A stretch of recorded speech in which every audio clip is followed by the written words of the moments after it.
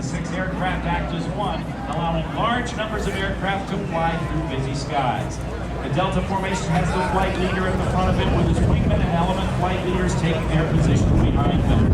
As the aircraft perform today, let me introduce the pilots to you. Leading the flight, Larry Arkin with Steve Kapoor.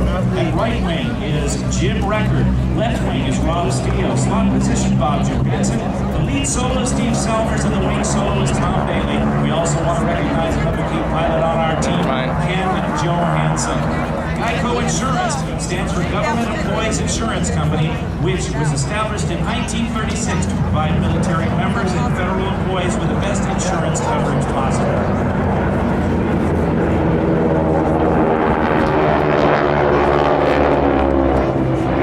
You might not be able to, I tell you what, as you see these aircraft, understand that they weigh 5,500 pounds each, and they use a 600 horsepower, 9-cylinder Pratt & Whitney radial engine. Now, as we release 2 pilots, watch them as they cross at show center right into each other's paths with the smoke on. The solos have crossed now, and they are setting up to clear the area behind them.